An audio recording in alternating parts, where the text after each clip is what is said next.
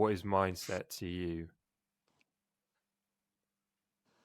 So mindset to me is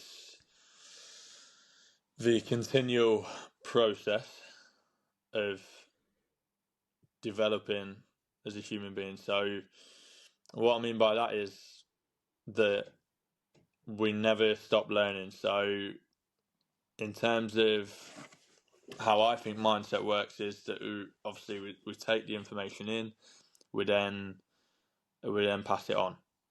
Okay, and then obviously we still store that. We still keep it stored for ourselves, and we pass it on, like I said, to as many different people as we can. But it's the continual process of then learning each and every day. What can we learn each and every day that can help us build a better tomorrow? So not just for ourselves, but then the community as well. So the way I look at it is how I work on my mindset daily, like a lot of people do. So I look at it as in how can I develop my mindset today and make it better for tomorrow, next week, next month, next year, and what will my actions now and how will they affect my future and then other people's futures as well. So it's a continual process of development within the brain and within the body as well. So what is the purpose of developing a good mindset? Is that the right terminology? A good mindset, or is it a strong mindset? What would you say is like? I How would you think use? it's an interesting one because I've got a couple of notebooks around it as well, which I'll probably grab out at some point. But I think I changed this from yes, I did. That's what I remember now. So I remember changing that phrase of from a positive mindset to a strong mindset.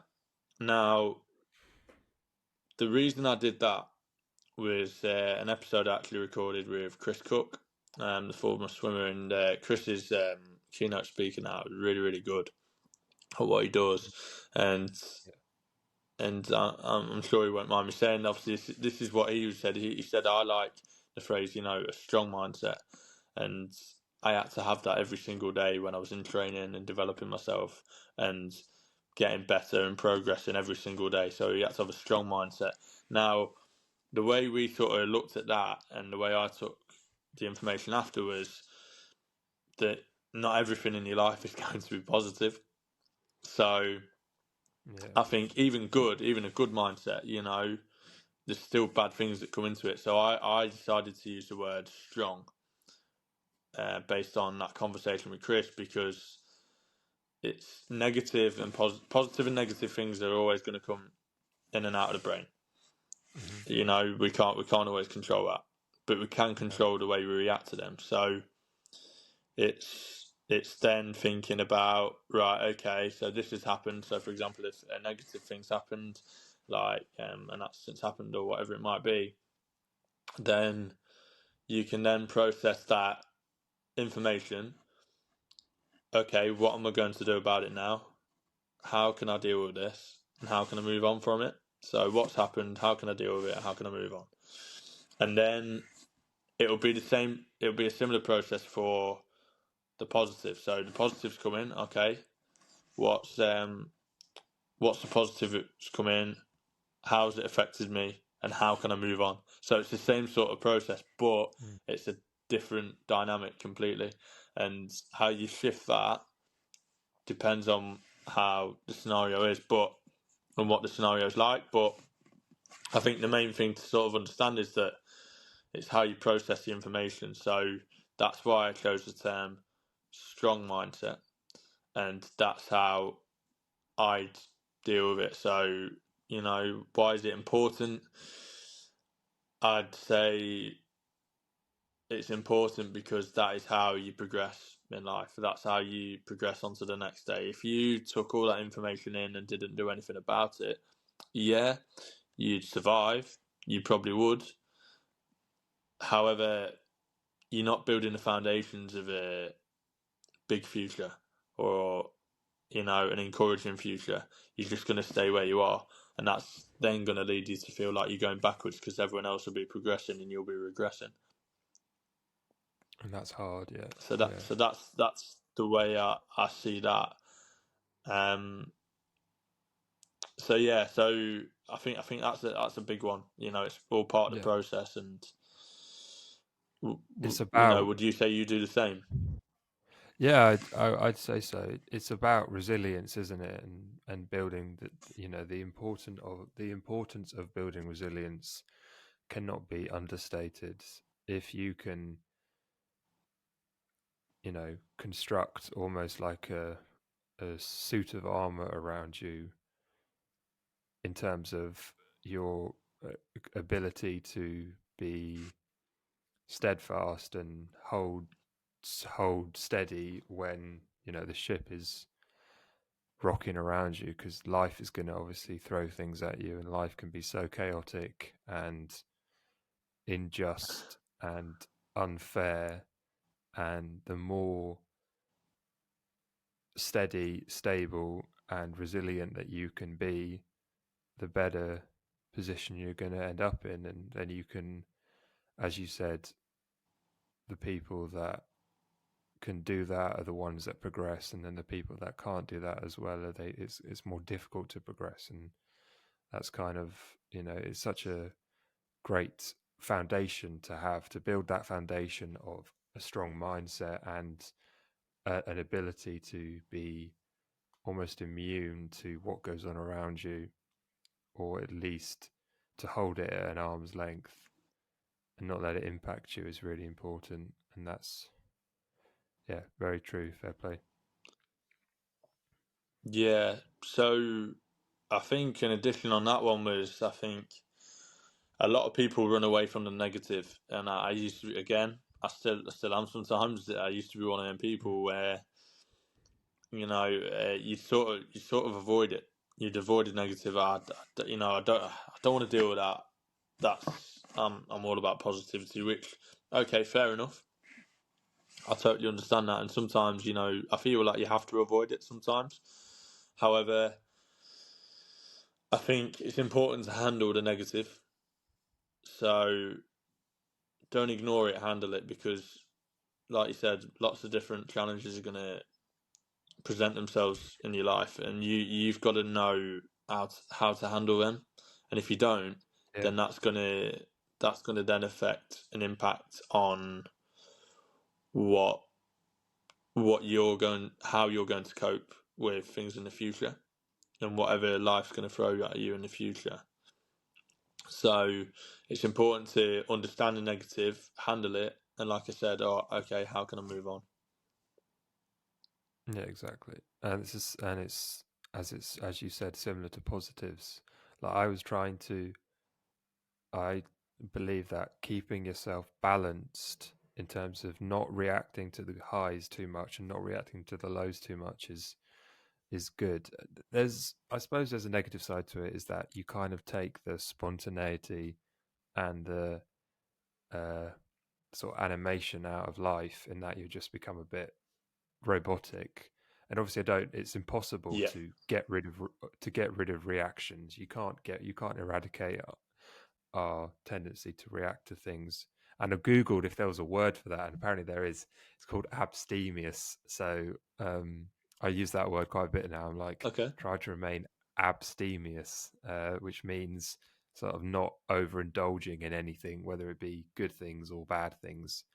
And I do think that if you're struggling in life, I think a good place to start, or something to start on, is to try and sort of build that muscle of not going too high and also not going too low, because that's basically what bipolar is, isn't it? Bipolar depression is people ride that wave, but they just ride it to an exaggerated level. So yeah, it's really important to sort of hone that, cultivate that. What does being a coach mean to you, and what is the importance of coaching?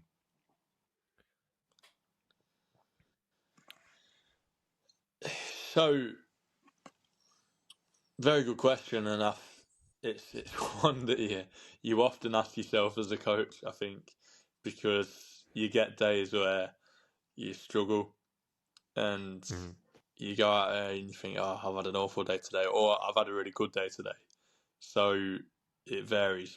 And so again, I think a lot of coaches ask themselves this question, especially when it's been on a bad day, of, you know, what is coaching? You know, what do I see it as? Why am I doing this? So What am I doing here? I think with coaching, the way I see it is that you're there to develop the person and their skills. So what I mean by that is, obviously, yeah, I'm there to develop them as a sports player, you know, and develop their sporting skills. But then with it as well comes so many other different avenues and things like teamwork. I'm then teaching teamwork. I'm then helping them develop their communication skills with other people as well. Okay, so and then I might be working on nutrition one day, depending on the age of the participants. Okay, it tends to be sort of 16 plus with adults and stuff, you know. But then with kids, okay, can working on different movements. So okay, so different body movements and agility and balance and coordination. So then I'm helping them with that. But then I'm also helping them tie the lace up. I'm also helping them, you know, speak to coaches correctly. You know, what do you do when you first come in? Oh, you put your bottle down and you give the coach a fist bump. You know, and you say hello and you be polite. So then you're teaching them life skills as well. So it's very much developing the person as well as the player, and Yes. it's and not necessarily about them doing everything that I ask. It's them. It's about me creating my own philosophy or using my own philosophy and sharing that with them for them to go and perceive it how they do and go and put it in their own context. So I think that's one of the biggest things as a coach. You're a mentor as well. So yes, you're helping them, but then you're also helping them to help themselves. Because if you're not creating independent players, then they're going to struggle when they're away from you. The idea is that you're developing the player, you're giving them like your part of your philosophy and your ideas and your values and your opinions, and then they're then taking that in, processing it, and then putting it into their own context, like I said. So then when it comes to another coach, yes, they're going to have to adapt a little bit because they'll have a different value or whatever, but they're still taking away the values that either I taught them or I taught them to teach themselves. So Yeah, of course. it's about, that's what I'd say coaching is, putting my philosophy out there and developing the person as well as the player. And why it's important, similar sort of reason. So they're developing the life skills and the foundations to build themselves as a person, and then they're getting the exercise in along the way to help themselves feel fitter, happier, healthier, and they're also getting that benefit of working with other people. So they're developing skills not only for football but in the workplace as well, and then all around the world in terms of networking. Yeah, I really like that. And I really like the way that you mentioned how not only are you implementing your own philosophy or imparting your own philosophy onto them, but you're also creating a condition so that they can build their own philosophy based on what you're teaching them. And that's kind of why when you're working with young people, it's almost you have more responsibility than like a Premier League manager would, in terms of cultivating the individuals, the people. Obviously, that the stakes are higher and they're professionals, but you don't have as much capacity to sort of get your fingers underneath their character, so to speak, and really help them become who they could become, and that's very important. It's like at school, people say, "Oh, why do I have to go to?" Why do kids, or people say, "Why did I go to school to learn this? I've never used it," and it's not always about the exact thing that you're learning, but it's about the the the impact of you learning that thing, how that then goes on to influence the way that you learn other things future. You build that structure almost so that you can then put different things in the structure, and that's obviously what you're doing. You're helping them build their own structure so they can then go out and look back on that framework in any context of life, not just football. So yeah, that's very important. Yeah, I think it's important to build that environment for them to go and be successful in whatever they want to be successful in, and teaching them the values of giving 100% to everything. So when you're going out there, you give 100%. When you're putting your bottle down, or you fist pumping the coach, you give 100%. When you taking a penalty, you give 100%. You're warming up, you're giving 100%. So everything has 100% behind it. That value, and everything means something to them. But then also letting them enjoy themselves and creating that environment where they can enjoy themselves and know that making mistakes is okay. It's all part of the process. Mm-hmm. I think that's a big thing as coaches. You've got to sometimes know when to go and correct their mistakes, and when to sometimes let them go and let them figure it out for themselves. Yeah, making mistakes is so important, isn't it? If you is, I mean, everyone knows it's a well-known thing, but if you don't make mistakes, then you never learn. And people think that that's kind of like a buzz term thing, but it's actually not. It's like genuinely really true in that, like, because if you don't make a mistake, it means you didn't try something, you're always walking on solid ground almost. You're never ever putting a foot out into the unknown, and if you never put a foot out into the unknown, then your territory never gets any bigger, and therefore you can't really improve. So and in life, Definitely. it's all about sort of doing that and not being afraid, because fear stops a lot of people. Have you read the book? Do you know who Ant Middleton is? Yes, I do, and The SAS he's on my guy. list to read. He's on my list. Yeah. Unbreakable is Well, Unbreakable one of his.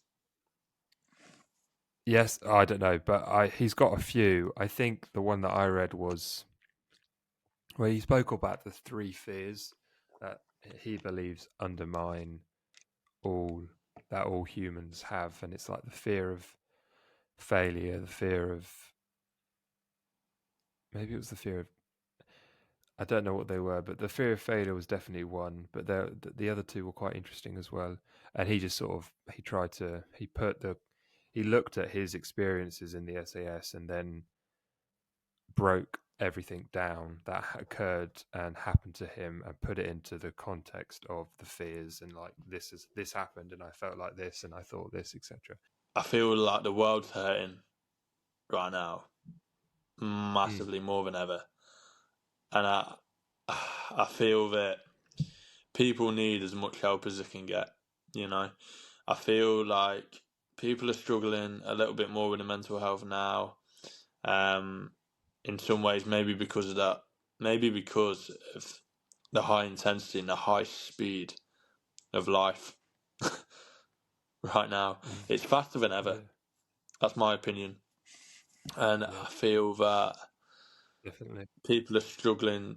I don't know what you think, but I feel like the people are struggling. Some people are struggling to cope with the pressures of life, and but it's also that, as well as that, I feel like the speed of life is getting higher and higher, and the demands from human beings are getting are increasing massively each day. However, Completely, yeah. I do feel that it's also a case of it's being talked about more now. so that it wasn't. I'm not saying like when we were younger it wasn't happening. It probably was. We just we were just taught to, and in the nicest possible way, we were Completely, taught yeah. to sort of like that resilience of just right, well, it's happened to you, deal with it and get on with it a little bit. Yeah. So we were taught that resilience and that resolve, and they are taught it now, and they're still taught it. However, I feel like COVID affected it a lot. It affected people's confidence because it was all alien to us. Like nobody predicted it. It was unprecedented. You know, I hadn't had an outbreak like that since the Spanish flu, which was 120 years ago, or whatever it was, whenever it was. Yeah. So then nobody knew how to deal with it.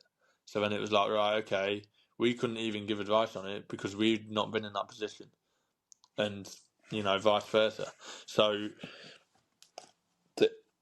you know, we all dealt with it in our own way, and then Yeah, that no, then affected, absolutely. you know, different people. I'm so glad that you said that answer. The notion of we talk about it more as a possibility as to why it's worse. I've been wanting someone to say that for. I asked the question to everyone, and you know, people that I've had on, and sometimes people that you know think that the sun shines out their arse and that they're all that. And I always think no one said that, but that is such a good sort of perceptive answer as to why things may be harder. It's that the notion that compassion is a solely beneficial virtue and that compassion can never go too far and you can't actually end up being detrimental to someone as a result of being compassionate. No one ever, people don't understand. They're like, what? That doesn't make any, how can that make any sense? Most people act it out. Like, you know, they know they do it without even realizing. They don't pander too much and they don't placate, but it isn't sort of recognized by society that compassion can actually be a damaging thing if it's not used correctly. And I'm really glad that you said that that was a reason, because I think that there is a big element of that, and that's such a weird thing to work out, because it's like, well, what do you do with that information? What's the answer then? Because you can't go back to the way things used to be, because it's just one of those paradoxes. You said the pace of the modern world, and I think that's also incredibly true. Like the demand is just going up and up and up and up because we're creating a society that is improving, and that's obviously great, but it means that the occupants of the society have to keep up with what's going around them, and also it's, you know, it's, if they don't keep up with, the people at the top are doing incredibly well, and then the people at the bottom, like, it almost inflates the demand in that everyone has to keep moving up with everyone else, and it's not always as easy for everyone else to move up with some people, because other people have just completely different circumstances and different opportunities. Like I said, I think people fear that they're just going to be left behind. Yeah. They're just going to be left behind. Nobody's really going to sort of look back and help them. Yeah, exactly. When that's not the case, you know, there will be people out there helping you. You've just got to look for it, but you've got to actively search for it as well. And I think this is the thing that I say to a lot of youngsters nowadays, you know, between sort of like the ages of 12 and 18. Look, you know, there's things out there for you, but you've got to go and look for them. You know, Absolutely. it's not going to happen it's not going to happen overnight. It's not going to come to you on a plate. No.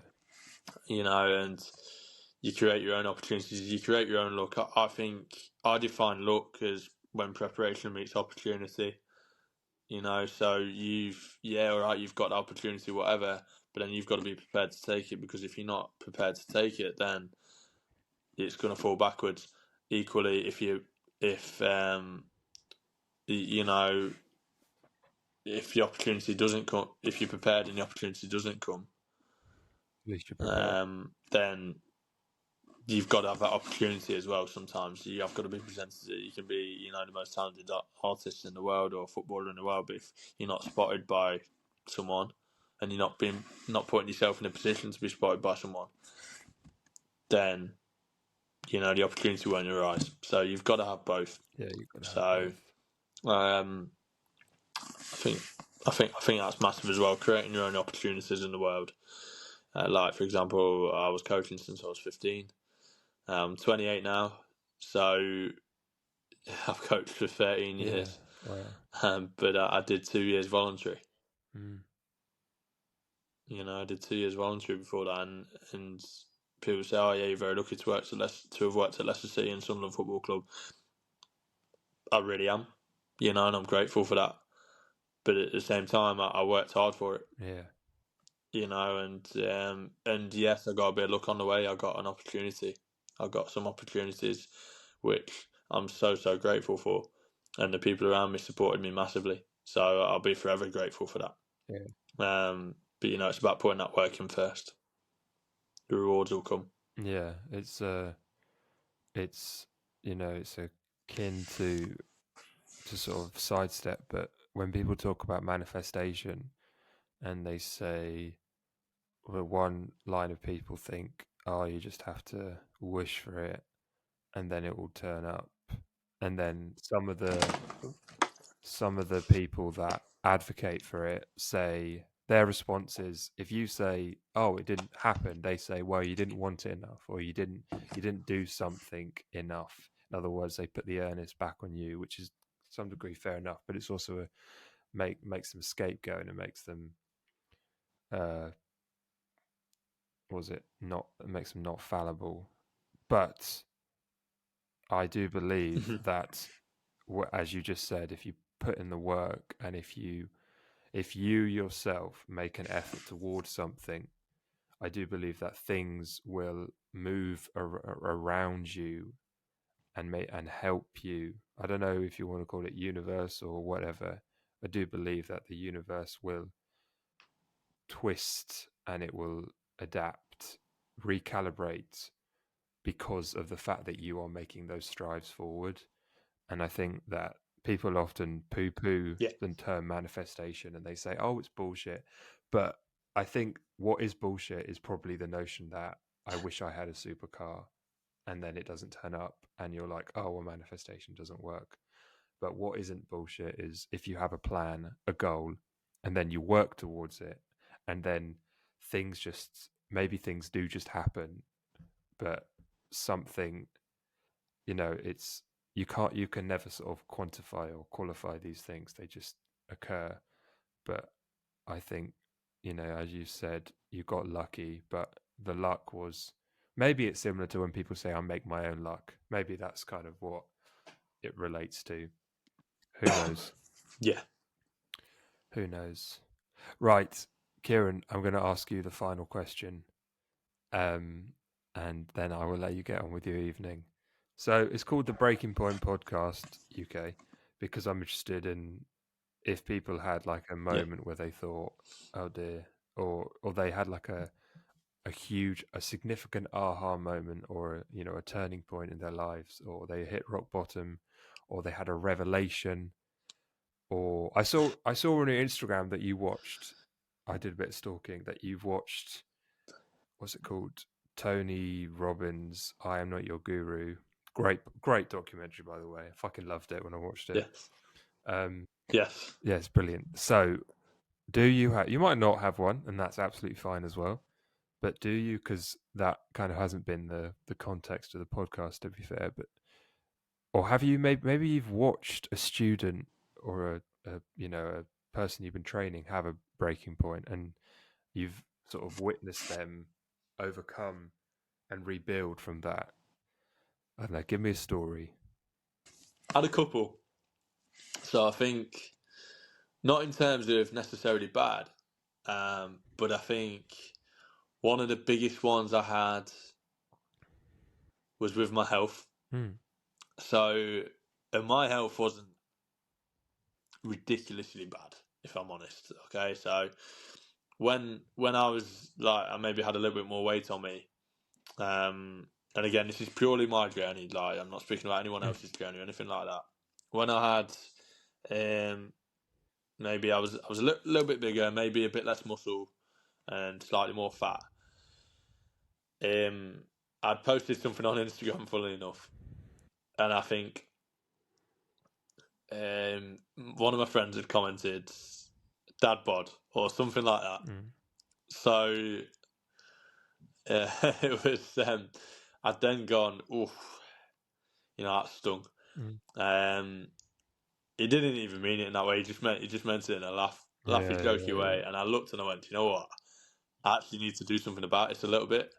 It's getting a bit ridiculous. Like, I was always this a relatively skinny kid. Like, I couldn't really put weight on much, and so for me to be at that point, I was a bit like, oh, right, okay. Do you know what? I need to do something about this because, I'm enjoying myself. I'm having my nights out. I'm enjoying my alcohol and whatever else it is. Fair play, and enjoying my meals, whatever. But it then led to that. So then I'm thinking, like, do you know what? I just look forward to going to the pubs on the weekends, and I'm thinking, is that all to life? I don't think it is. I then decided, you know what? I've got to do something about it. So I started hitting the gym. And that's when it just sort of, like I said, it hit me out. I've got to hit the gym. And I've got to do it regularly to a point where, it's just becoming habitual. It's becoming a part of my routine. And it's developing me each and every day. There's a purpose behind it. So now for me, I'm training for a marathon at the minute, so I've got a goal in sight. Nice. That's on the Manchester Marathon on April the 14th. So it's about, for me now, giving myself a goal. So, I trained, I lost weight, I did really well. I put muscle on, and I felt really good. And then, obviously, lockdown came, and I continued my fitness regime with good old Joe Wicks, bless him. And I'd then, like I said, when I'm sort of like my nutrition journey, and then obviously I had a supportive community around me where I focused on my fitness each and every day, my health each and every day. Didn't necessarily work out every day, but I worked out 4 to 5 times a week. And that's what I still stick by now. I still work out about 5 times a week. And I still think the best form of training is to run and gym as well. So you've got both cardio and muscular. So that would be one of the biggest ones for me in terms of my health. And a breaking point for that was sort of, right, I need to sort this. Let's get this in check. And then I think, like you said, there's obviously you experience different people, different things in everyday life. So I've seen people, like I said, just sort of, right, I need to sort this out. Okay, gambling's been an issue, or this has been an issue, the drinking's been an issue a bit, so I'm cutting that back. And another big one was the alcohol for me. So I went alcohol free last year, and I'd never had a real big problem with it or anything like that. I always enjoyed a drink, but I never had a problem with it. It was just on the weekends. I never really drank in the house or anything like that. But I was noticing on the weekends, it was like, all right, okay, I'll go out, I'll have a load. And then I'm like, right, sound, I feel rubbish on the Sunday. And now I've got to get ready, and now I'm ready for Monday again. And then it becomes that cycle. Yeah. Of, right, you're living for the weekend. Absolutely. And to me, and like I said, it was only drink. It was nothing else. But I then felt awful the next day mentally, but then physically as well. And I'm like, right, okay, I'm going to have a year off this and just see how I feel. And wow, I felt good. I'm still I've had a couple of drinks this year, and I feel good. But I don't really.